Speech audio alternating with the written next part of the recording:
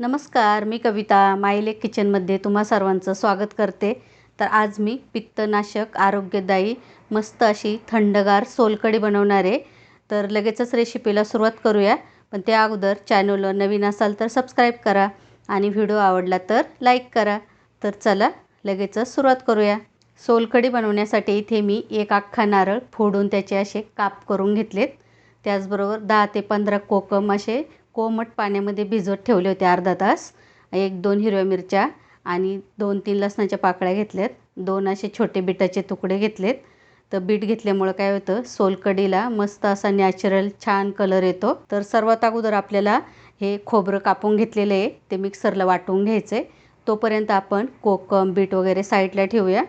तर हे खोबरं वाटायचं आहे त्यासाठी इथे एक मी आता मिक्सरचं भांडं घेतलं आहे. त्यामध्ये आता हे सर्व खोबऱ्याचे काप आहे ते टाकून घेते. आता खोबऱ्याचे काप टाकल्यानंतर त्यामध्ये आपल्याला 2 हिरव्या मिरच्या घेतल्या होत्या त्या टाकायच्यात. लसणाच्या पाकळ्या आहेत त्या टाकायच्या ते आणि हे बीट आहे ते सुद्धा आता टाकून घेतलं आहे मी. तर इथे लगेच पाणी नाही घालायचं आहे. पाणी न घालताच हे आता थोडं मिक्सरला फिरवून घ्यायचं आहे. कारण लगेच आपण पाणी टाकून वाटलं तर मग ते खोबरं व्यवस्थित बारीक होत नाही, असे खोबऱ्याचे तुकडे राहतात. तर आता हे मी मिक्सरला फिरवून घेते. तर इथे तुम्ही बघू शकता मी आता एकदा हे खोबरं थोडं वाटून घेतलं आहे मिक्सरला. तर त्यामध्ये आता भरपूर चांगलं 1 ग्लास तरी असं पाणी घालून घ्यायचं आणि परत मिक्सरला आता ते वाटून घ्यायचं आहे. तरी तुम्ही बघू शकता मी परत पाणी घालून हे खोबरं एकदम बारीक असं मिक्सरला वाटून घेतलं आहे.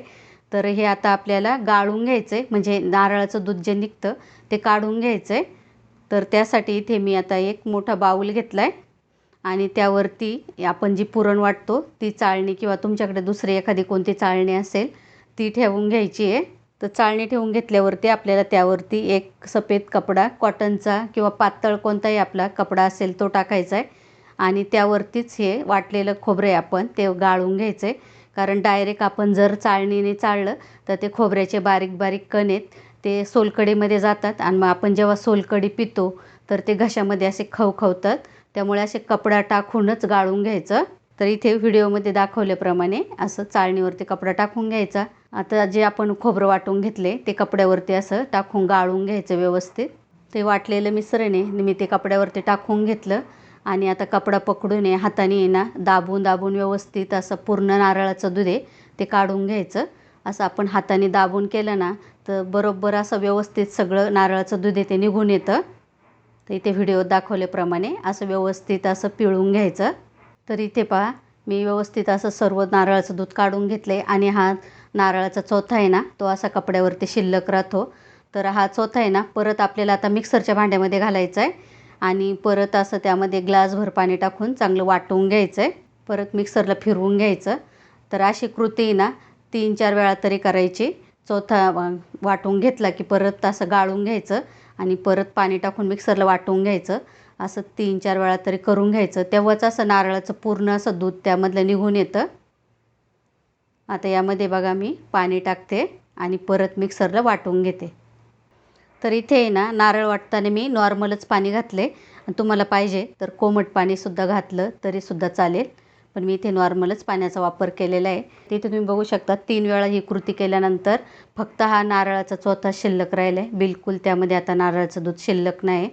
तर आता हा चोथा आपल्याला बाजूला ठेवायचा आहे. म्हणजे हा चोथा आहे ना नारळाचा तुम्ही भाजीला वगैरे सुद्धा वापरू शकता. तर इथे तुम्ही बघू शकता तुम्हाला व्हिडिओमध्ये दिसतच असेल. इथे आपलं नारळाचं संपूर्ण दूध असं काढून झालं आहे आणि कलरसुद्धा किती छान आला आहे बघा बीट घातल्यामुळे.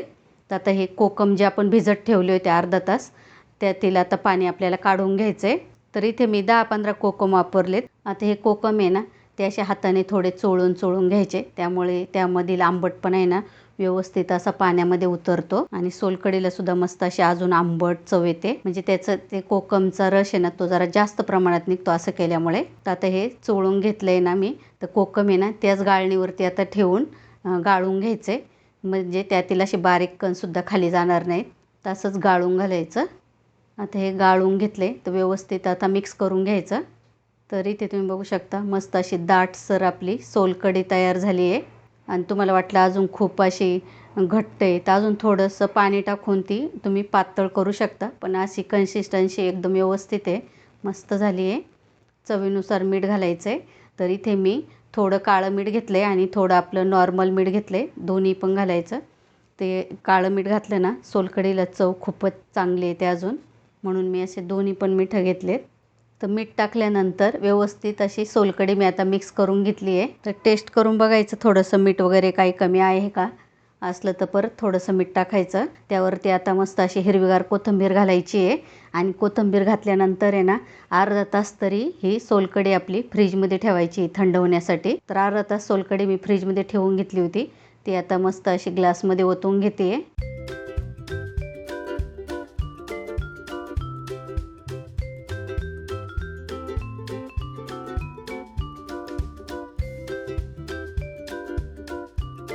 तर इथे आपली पित्तनाशक आरोग्यदायी थंडगार अशी सोलकढी तयार आहे आणि चवीला तर छानच झाली आहे. हे तुम्ही जेवणानंतर कधीही पिऊ शकता किंवा आपण जेव्हा नॉनव्हेज वगैरे करतो तेव्हासुद्धा केली तर खूपच नॉनव्हेजबरोबर छान लागते.